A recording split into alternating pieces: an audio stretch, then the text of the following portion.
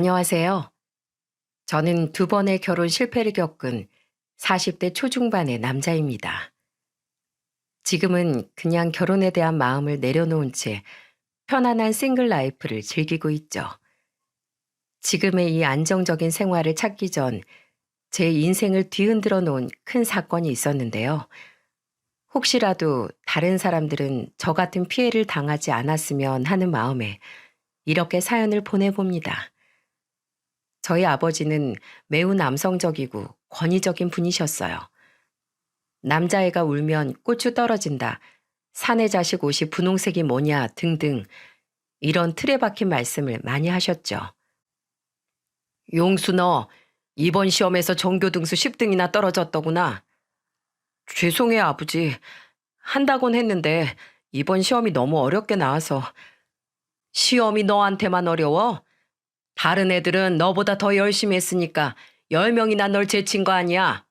사내 자식이 핑계는? 당신은 집안에서 애들 교육을 어떻게 시키는 거야? 미안해요, 여보. 그래도 용수가 전교 20등 밖으로 나간 적은 없잖아요. 시끄러워. 용수, 용대 너희 둘 다 지금 열심히 해야 나중에 흰 셔츠 입고 편하게 의자에 앉아서 일하는 거야. 이 아빠처럼 평생 몸고생하면서 살고 싶어? 꽤 큰 철물점을 운영하셨던 아버지는 돈을 많이 버셨음에도 자신의 배움이 짧은 것이 평생 한이었던 분이었어요. 그래서인지 아버진 자식들의 학업에 엄청나게 열성이셨죠. 소심한 저야 아버지 말에 항상 네네 하며 주눅들어 살았지만 제 동생은 저와는 다르게 반항적인 사춘기 시절을 보냈습니다. 그리고 결국 아버지의 거센 반대에도 체대에 진학해 졸업 후 헬스 트레이너로 취업을 하더군요. 사내 자식이 대학까지 나와서 평생 남의 몸이나 들여다보고 살려고 해? 그게 남 시중 드는 일이지 뭐야. 에휴, 지 형 반이라도 닮을 것이지. 어쩜 저렇게 형제가 다르노? 자식들을 모두 일명 화이트 컬러 직업으로 키우고 싶었던 아버지는 그 사실을 굉장히 못마땅해 하셨어요. 그리고 그런 동생과 다르게 저는 아버지의 뜻대로 서울의 좋은 대학에 진학을 했고 졸업 후엔 정해진 수순처럼 대기업에 입사를 했습니다. 아버지는 그런 저를 보며 굉장히 흐뭇해 하셨죠. 자신의 교육법이 틀리지 않았다면서요. 그런 아버지께서 갑자기 제게 결혼을 독촉하신 건 어머니의 죽음 이후부터였습니다. 어머니께선 제가 어릴 적부터 선천적으로 몸이 약하셨어요. 특히 기관지 쪽이요. 그러다 제가 28이 되던 해 어머니는 심한 폐렴을 앓았고 그대로 자리에서 일어나지 못하셨습니다. 하늘이 무너지는 것 같았어요. 엄한 집안에서 유일하게 제 숨통을 트여주셨던 분이 바로 어머니셨거든요. 아버지한테 혼나고 방에서 혼자 울고 있던 저를 따뜻하게 안아주신 것도, 반항하던 동생에게 매를 들던 아버지 앞을 두 팔 벌려 막아서셨던 것도 전부요. 그리고 아버지 또한 말씀은 무뚝뚝하게 하셨지만 어머니를 많이 아꼈다는 걸 저는 알고 있었습니다. 매번 저희 형제에게 이렇게 말씀하셨거든요. 너희 엄마 같은 사람 없다. 여자란 자고로 네 어머니처럼 조숙하고 현명해야지. 너희도 꼭 너희 엄마 같은 여자랑 만나서 결혼해. 그런 어머니를 한순간에 잃은 아버지께선 처음으로 저희 앞에서 눈물을 보이셨어요. 그리고 어머니가 돌아가신 지 몇 달이 지난 후부터 아버지는 지인들을 통해 제 선자리를 알아보기 시작하셨습니다. 아마 어머니의 죽음을 보시곤 자신에게도 언제 무슨 일이 생길지 모른다고 생각하신 것 같아요. 얼른 짝을 찾아야지. 남자는 제 가정을 꾸려야 비로소 진짜 사내가 되는 법이다. 용대 개야 선자리 같은 건 안 나간다고 할 게 뻔한 놈이니 얼른 너라도 결혼을 시켜야 내가 무슨 일이 생겨도 마음 편히 눈을 감겠다. 평생 아버지가 하라는 대로만 살아온 터라 그때도 전 아버지가 결혼을 하라니 해야지 하고 생각했어요. 아버지가 정해준 길이 당연히 제가 따라야 할 길이라고 믿었으니까요. 그렇게 몇 번의 선자리 끝에 저는 아버지가 적극 밀어붙인 여자와 결혼을 하게 되었어요. 아내는 초등학교 교사로 교육자 집안의 외동딸이었어요. 순하고 참한 성격을 가진 여자였죠. 마치 돌아가신 제 어머님처럼요. 아버지께선 그런 아내를 굉장히 마음에 들어 하셨어요. 서울의 아파트 한 채를 선뜻 사주실 정도로 말이죠. 여보, 식탁보색 뭐로 정할까? 당신 무슨 색 좋아해? 글쎄, 갈색이 좋지 않을까? 아버진 항상 식탁보는 갈색으로 하시던데. 에이, 아버님 말고 당신이 좋아하는 색 말이야. 아, 당신 유독 코스모스 꽃 좋아하잖아. 저번에 길가에 핀 코스모스들을 유독 뚫어지게 보던데? 그럼 우리 하얗고 분홍 섞인 색으로 사자. 어때? 아내는 항상 사소한 것 하나까지도 제 의견을 묻곤 했습니다. 처음엔 좀 어려웠어요. 저는 제 스스로 뭔가 결정해 본 일이 손에 꼽을 정도로 드물었거든요. 그래서 제가 뭘 좋아하는지, 뭐가 좋은 건지 스스로 판단하기가 참 힘들었는데, 아내는 저도 몰랐던 제 취향을 귀신같이 먼저 알아채고 제게 알려주더군요. 그리곤 항상 제게 이렇게 말했죠. 아버님 말고 당신이 좋아하고 하고 싶은 게 뭔지 우리 같이 찾아내보자. 그럼 매일이 새롭고 즐거울 거야. 그치? 그런 아내와의 결혼 생활은 아주 행복했습니다. 아내와 대화를 하다 보면 가끔 퀴즈를 푸는 느낌이 들기도 했지만 아내는 항상 인내심 있게 제가 의견을 말하길 기다려 주었죠. 그리고 항상 제게 맞다 틀리다를 알려주던 아버지와 달리 아내는 제 의견을 항상 존중해 주었고요. 저는 살면서 처음으로 집이라는 곳이 편안하고 아늑하게 느껴졌습니다.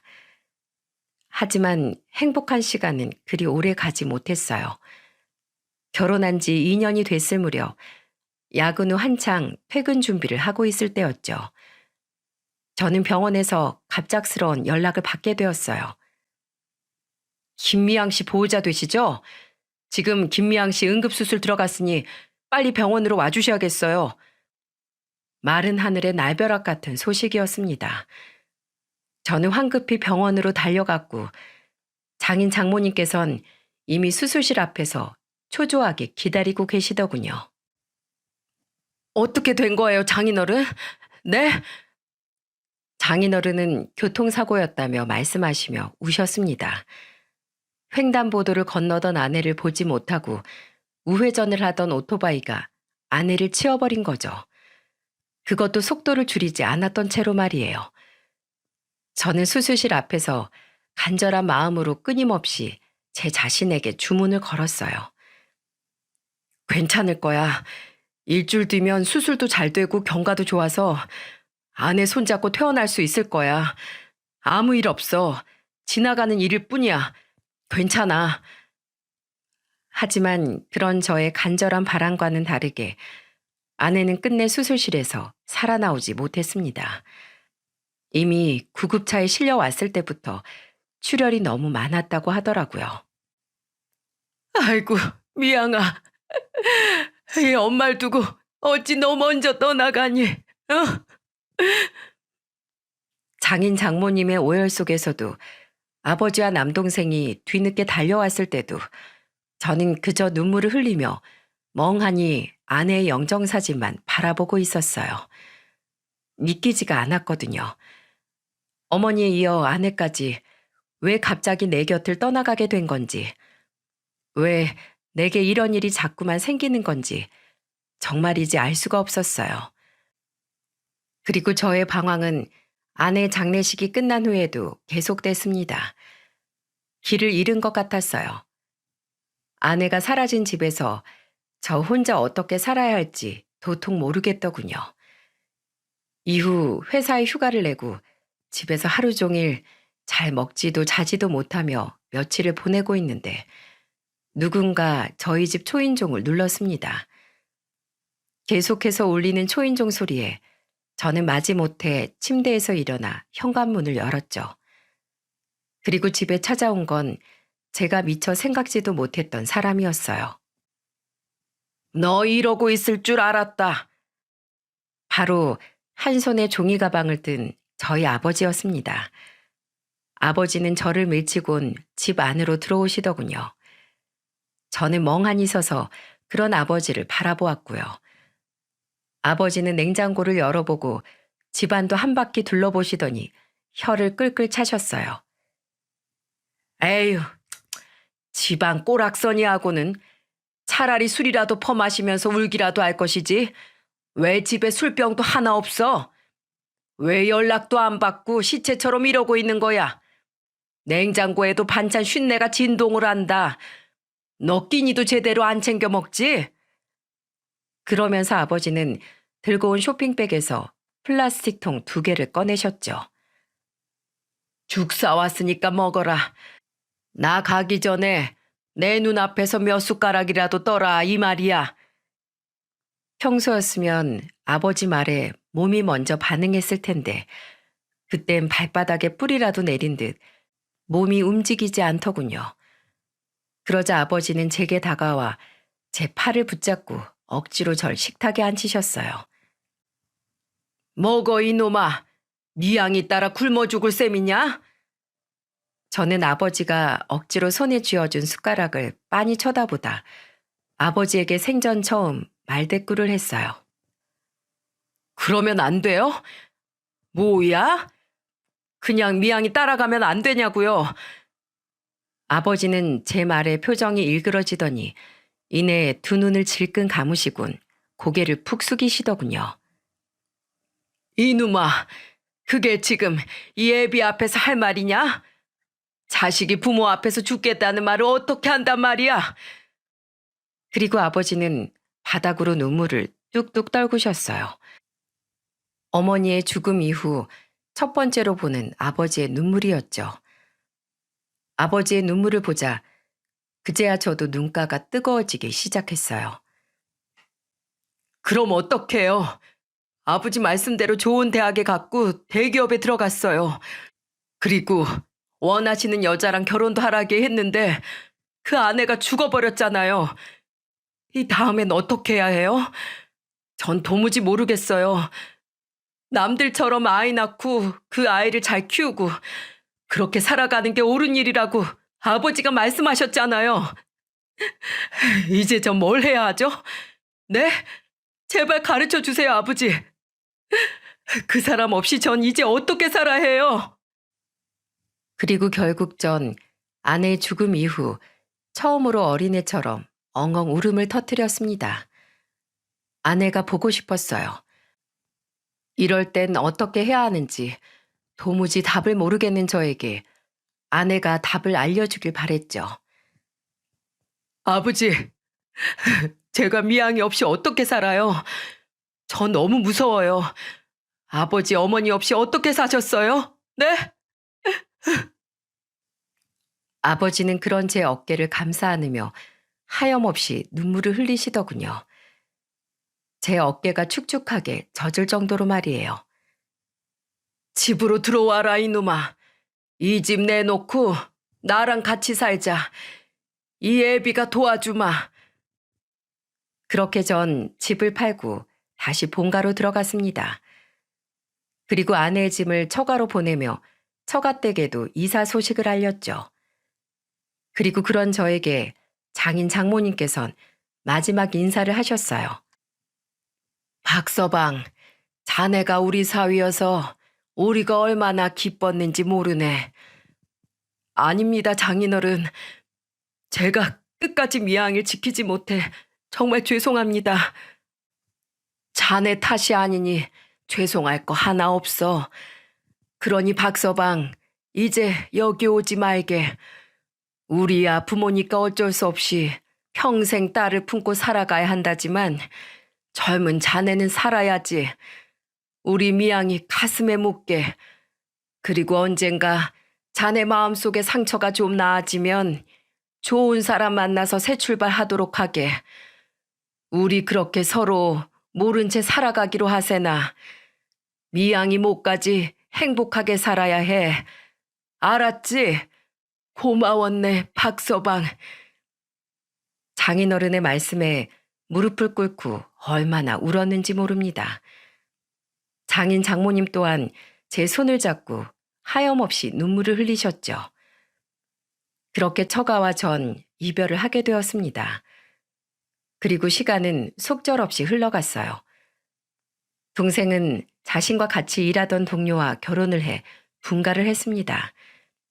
집엔 이제 저와 아버지 둘이서만 살게 되었죠. 저는 그저 하루하루를 무료하게 버티며 여전히 회사를 다니고 있었고, 아버지는 제가 39살이 되자 다시 슬슬 저를 채근하기 시작하셨어요. 야, 용수야. 용대도 장가간 마당에 너도 슬슬 재취자리 알아봐야 하지 않겠냐? 저는 그런 아버지를 피해 회사가 끝난 이후에도 집에 들어가지 않고 밖으로 돌아다니기 시작했어요. 아내의 죽음 이후 아버지는 전보다 제게 부드러워지셨지만 저는 아직도 아버지의 뜻을 잘 거스리지 못했어요. 그래서 아버지의 말을 싫다고 딱 자를 자신이 없었죠. 그렇게 시작하게 된 일이 바로 꽃꽂이 동호회에 나가게 된 것이었습니다. 참 생뚱맞죠? 제가 꽃을 좋아한다는 사실을 알게 된 건 바로 죽은 전 아내 덕분이었어요. 이후 저는 꽃에 관심이 많아졌고 길가에서 꽃집이라도 보이면 그냥 지나치지 못하고 한참을 그 자리에 서서 바라보곤 했거든요. 그러다 자연스럽게 화분이나 꽃장식에 관심이 많아졌고요. 물론 아버지가 알면 기함할 만한 일이었지만은요. 그렇게 아버지 몰래 동호회에 나가게 된 지 3개월쯤 지났을 때였을까요? 자자, 다들 주목. 오늘 또 새로운 회원님이 참석하셨습니다. 오늘 끝나고 다들 환영회 있는 거 아시죠? 특히 용수 씨, 이번엔 도망가면 안 돼요. 꼭 참석하시깁니다. 매번 뒤풀이니 환영회니 할 때마다 잘 피해갔었는데 그날은 동호회 회장이 저를 콕 집어 부른 탓에 저는 어쩔 수 없이 신입회원 환영회에 따라가야 했죠. 그리고 그날 전 제 인생을 송두리째 뒤집어 놓은 인물과 드디어 마주하게 되었습니다. 윤미연이에요. 다들 잘 부탁드립니다. 인사 쾅 박습니다. 그 사람은 바로 그날 환영회의 주인공이었던 제 2번째 아내였어요. 새 아내는 첫날부터 동호회 분위기를 아주 휩쓸어 버리더군요. 술 게임부터 시작해 모든 테이블의 대화를 주도하며 아주 날아다녔어요. 다들 잘 노는 아내를 굉장히 환영하는 분위기였죠. 저는 그런 자리가 너무 불편해 눈치껏 대충 먹고 빨리 빠져나가야겠다는 생각을 하고 있었습니다. 슬슬 눈치를 보던 차에 술자리를 휩쓸고 다니던 아내가 제 곁으로 훅 다가오더군요. 안녕하세요. 용수 씨라고 했나요? 네, 안녕하세요. 아까부터 혼자 빠져나가시려고 눈치 보고 계시는 거 저 다 봤어요. 제 눈에 띈 이상 절대 못 그러죠. 오늘 이 자리 주인공은 저니까 제 말 들어주셔야 돼요. 자요, 저 환영주 한 잔 따라주세요. 저는 너무 놀라 목에 사례가 들렸지만 아내는 아랑곳 않고 활짝 웃으며 제게 술잔을 내밀더군요. 그게 아내와의 첫 만남 날이었습니다. 그리고 이후 변호사라는 아내의 직업을 처음 들었을 때 저는 굉장히 의외라고 생각했어요. 놀기도 잘 놀고 취미 생활도 열심히 즐기고 똑똑하기까지 한 아내가 처음에는 무척 신기했습니다. 그리고 그 신기함은 점점 호감으로 바뀌어 갔죠. 그런 제게 먼저 고백을 한 건 다름 아닌 아내였어요. 미연 씨 같은 분이 왜 제가 좋으신데요? 왜 그런 거 있잖아요. 모성 본능 같은 게 든다고 해야 되나? 지켜주고 싶은 스타일이에요, 용수 씨. 저는 아내의 그런 주도적이고 당찬 모습이 참 마음에 들었습니다. 수동적이고 내성적인 저와는 무척 정반대라고 느껴져서요. 그렇게 우린 9개월 정도 연애를 했고 아버지에게도 이 사실을 말씀드렸습니다. 아내의 직업을 들으신 아버지께선 입이 찢어지게 미소를 지으셨어요. 뭐? 변호사? 그거 굉장히 똑똑한 사람들만 하는 일 아니냐? 어디, 나이는 몇 살인데? 부모님은 뭐 하시고? 부모님께선 경기도에서 백숙 파는 산장을 하신대요. 저보다는 4살 어리고요. 아이고, 나이도 딱 좋다, 딱 좋아. 아버지께선 어찌나 좋으셨는지 박수까지 치시더군요. 그리고선 제게 아내를 한번 데려와 보라고 말씀하셨어요. 딱히 거절할 이유를 찾지 못했던 전 당시 여자친구였던 아내에게 이 이야기를 전했고 아내는 흔쾌히 좋다고 수락하더라고요. 그리고 서울의 한 한정식 집에서 만나 식사를 하던 와중 약주를 한잔 하신 아버지는 기분이 좋으셨는지 아내에게 별의별 질문을 다 하시더라고요. 미연 양, 내가 편하게 미연이라고 불러도 되지? 그럼요, 아버님. 아버님? 그거 참 듣기 좋구먼. 그래, 미연이 넌 앞으로 인생 계획 같은 게 있냐? 계획이요? 전 언젠간 제 변호사 사무실을 개업해서 어려운 사람들을 많이 돕고 싶어요. 지금은 로펌에 소속되어 있어서 제 마음 가는 사건만 맡을 수가 없거든요. 아버지는 아내의 말을 듣더니 너털 웃음을 터뜨리시더군요. 어쩜 이렇게 마음씨까지 고운지. 그래, 우리 용수랑 결혼하면 그 사무실 내가 차려주마. 네? 아버님께서요? 그래, 아무렴 변호사 며느리 모셔오는데 그 정도는 시아버지가 해줘야지. 어머, 우리 아버님 최고. 둘은 우리 2사람의 결혼이 마치 기정사실인 양 화기애애하게 이야기하더군요. 그렇게 어영부영 결혼 이야기가 본격화되자 자연스럽게 회사 점심 식사 시간에도 저의 재혼 이야기가 화두에 오르게 되었어요. 이야, 박 과장, 드디어 재혼하는 거야? 아직 확실한 건 아닌데 그냥 아버지도 그렇고 여자친구도 워낙에 밀어붙이고 있는 중이라 아마 그렇게 될 것 같네요. 그런데 과장님, 그 여자분 동호회에서 만났다고 했죠? 요새 인터넷이나 동호회에서 만남 갖는 거 말도 많고 탈도 많잖아요. 자기 직업 같은 거 작정하고 속이는 사람도 많고요. 정말로 변호사가 맞는 거죠? 정대리, 쓸데없이 그게 무슨 말이야? 남의 좋은 소식에 괜히 초치지 말라고. 에이, 그래도요, 차장님. 확실히 확인해서 나쁠 건 없죠. 작년에 제 친구가 동호회에서 만난 여의사랑 6개월이나 진지하게 사귀었는데 뭔가 미심쩍어서 알아보니까 글쎄 직업도 없는 백수였대요. 이름까지 철저하게 속였다나요? 그 친구 그때 너무 충격받아서 그 동호회도 탈퇴하고 한동안은 여자 근처에도 안 갔잖아요. 그래? 그럼 정대리 말대로 한번 확인이나 해봐, 박 과장. 명함 한 장쯤은 가지고 있을 거 아니야? 다른 거 필요 없이 로펌에 전화 한 통 해서 같은 이름 변호사가 정말로 근무하고 있는지 확인만 해보면 되잖아. 진짜 이름은 맞는 거지?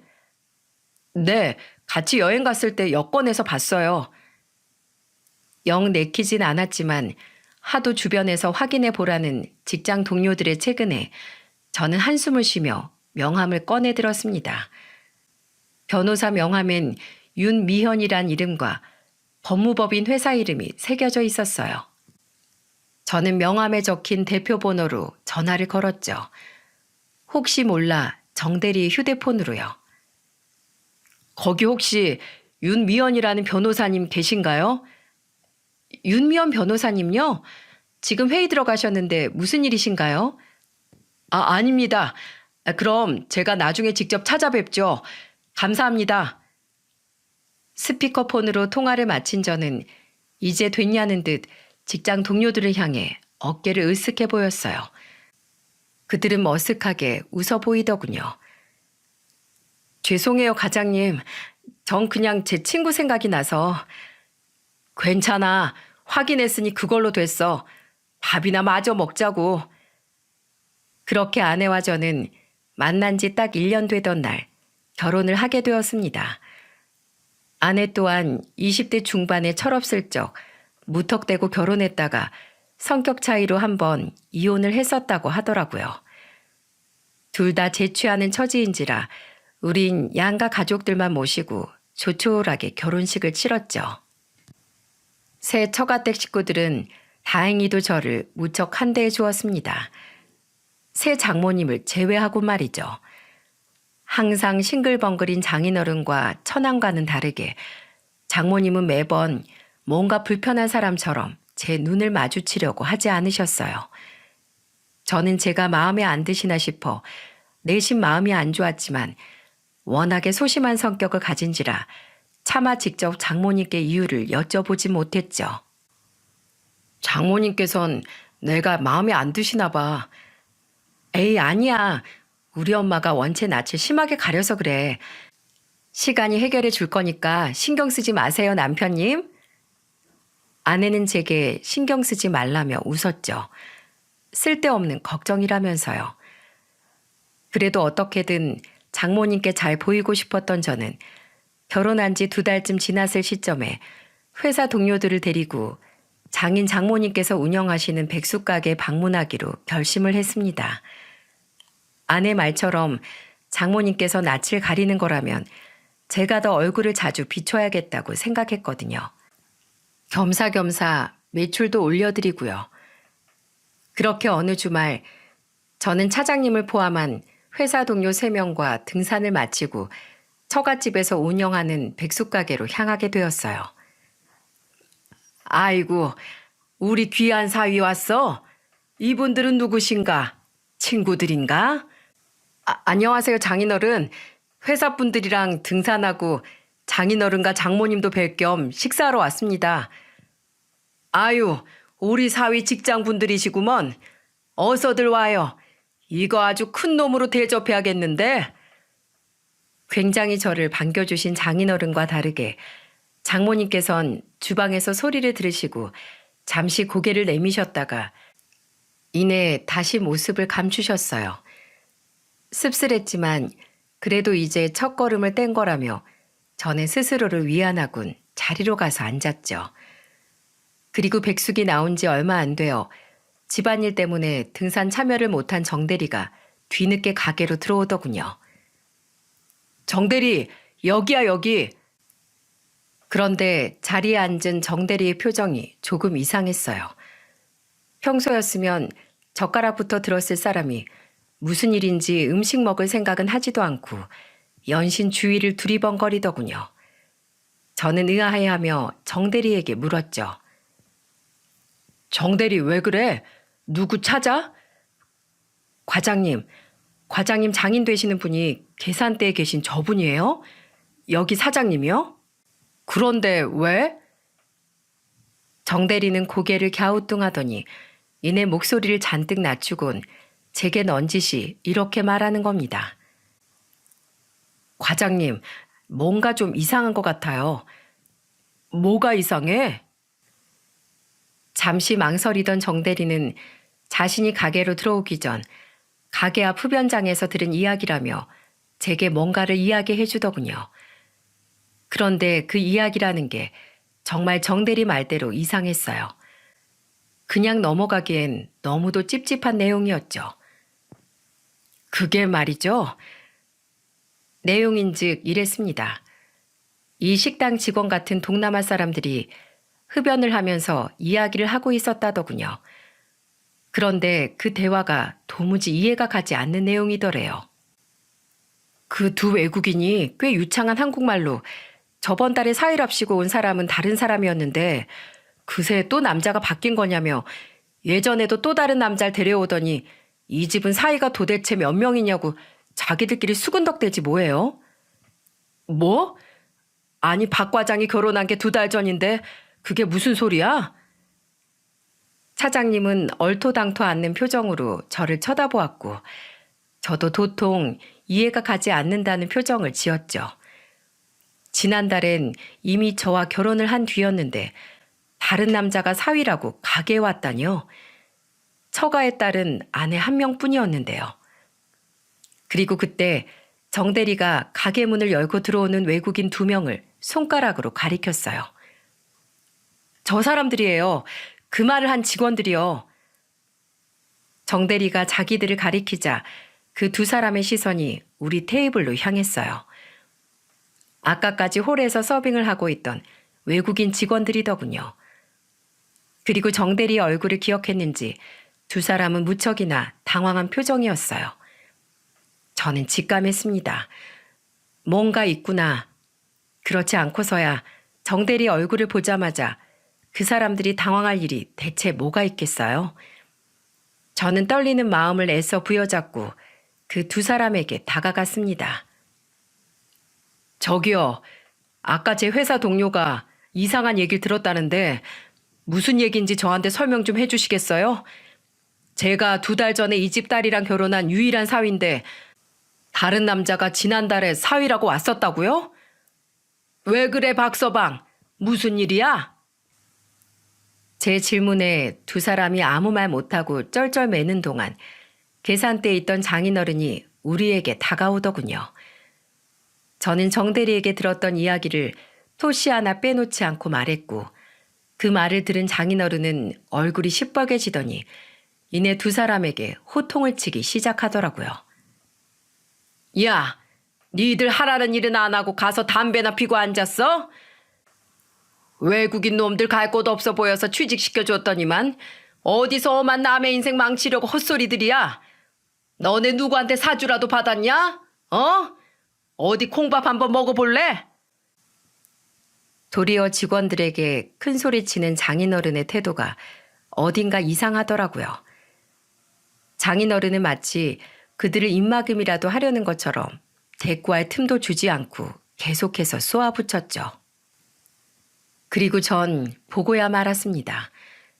이 소란을 보며 주방에서 안절부절 못하며 벌벌 떨고 있는 장모님을요. 나쁜 예감이 스멀스멀 밀려왔어요.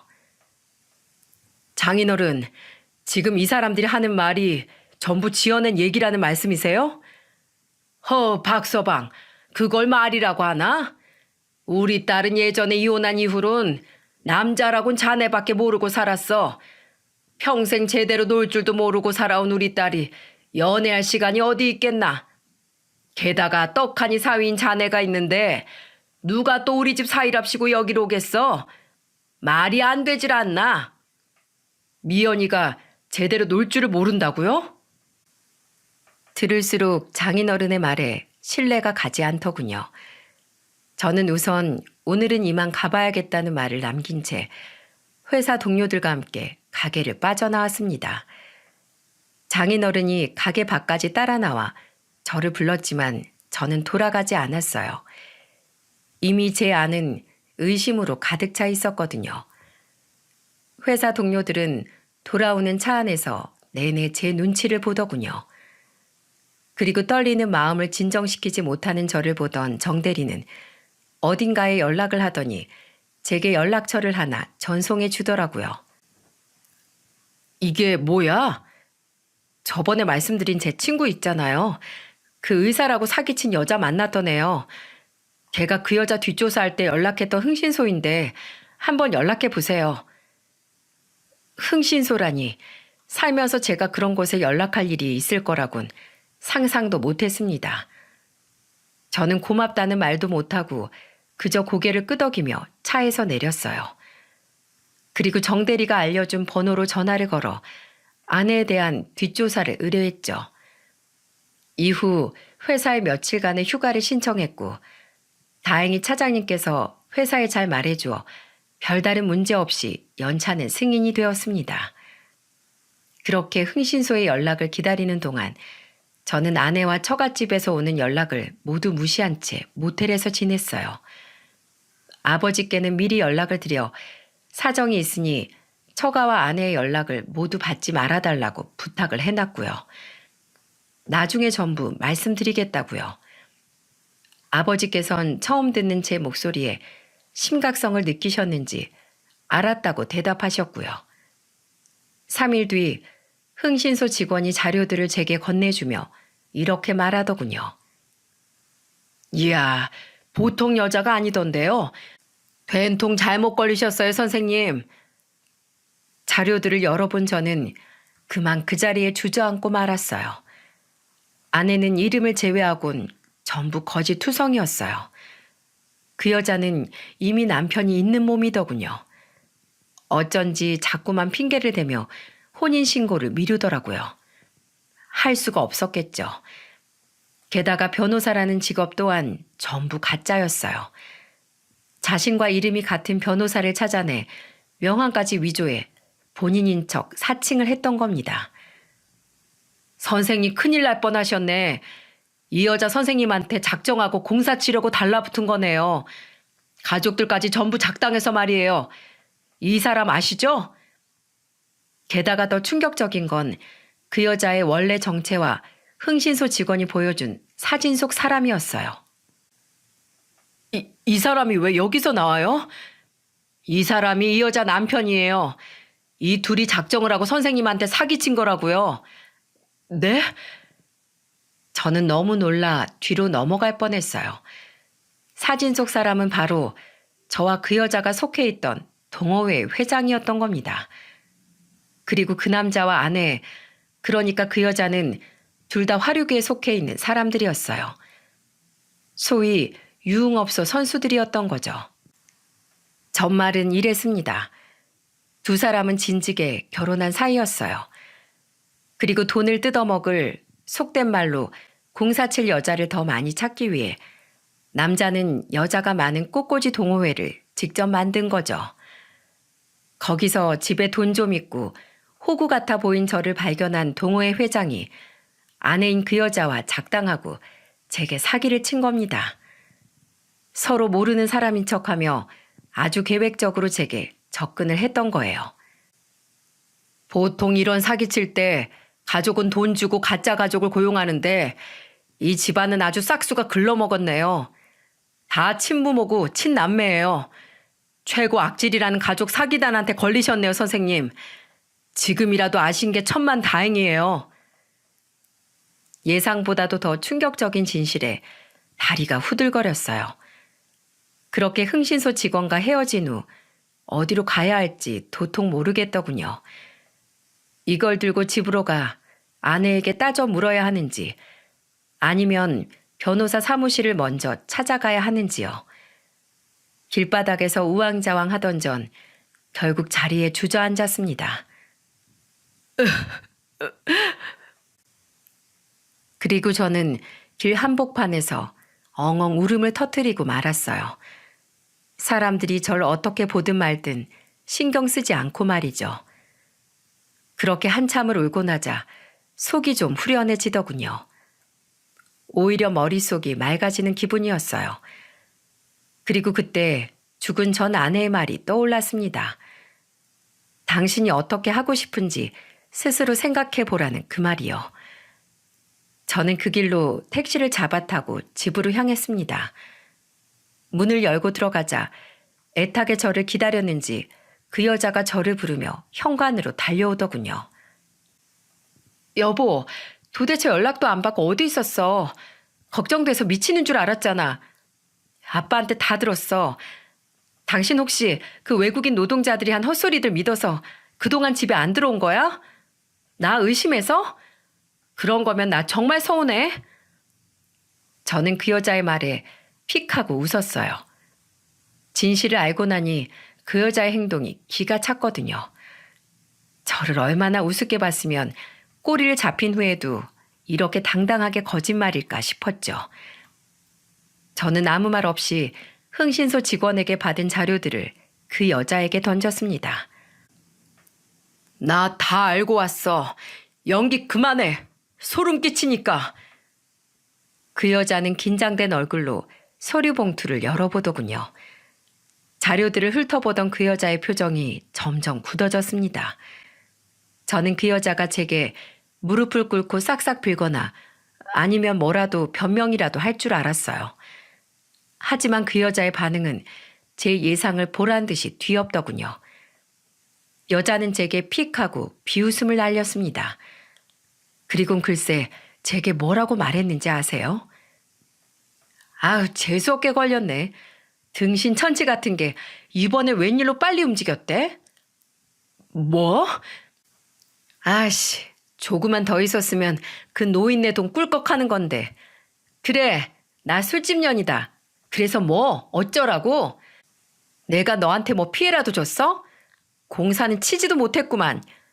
야, 니네 집 노인네 겁나 웃기더라. 변호사라고 하니까 아유, 우리 변호사 며느님 하면서 굽신굽신 하는 게 진짜 꼴 같지 않아서. 그러면서 해준다는 돈은 왜 이렇게 늦게 주는데?